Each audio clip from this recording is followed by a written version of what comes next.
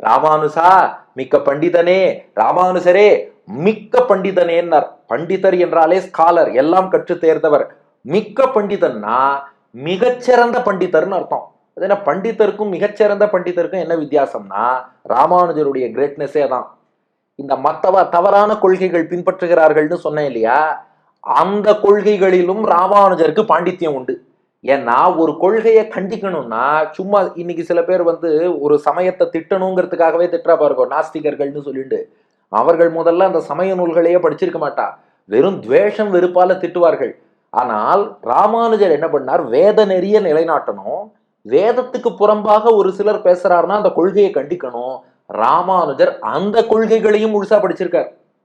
நீங்க ராமானுஜருடைய ஸ்ரீபாஷ்யத்தை எடுத்து அனலைஸ் பண்ணா, அவர் கொடுக்கக்கூடிய பூர்வ பட்சம், சாங்கிய நெறி என்றால் என்ன, யோக நெறி என்றால் என்ன, நிர்விசேஷ அத்வைத்தம் என்றால் என்ன, இந்த ஒவ்வொரு கொள்கையும் எடுக்கிறார். பூர்வ மீமாம்சா என்றால் என்ன, ஒவ்வொன்றையும் எடுத்து ராமானுஜர் டிஸ்கஸ் பண்ணி ஒவ்வொன்றிலையும் பிளஸ் மைனஸ் என்ன, அதுலயும் பாருங்க தியான நியோகவாதம்னு ஒண்ணு இருக்கு, அது என்ன வாதம், இது போல இருக்கக்கூடிய வாதங்கள் எல்லாவற்றையும் எடுக்கிறார்.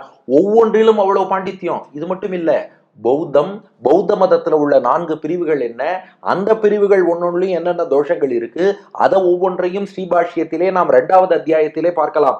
அதை எடுத்து ராமானுஜர் பாயிண்ட் அவுட் பண்ணி காட்டுறார்.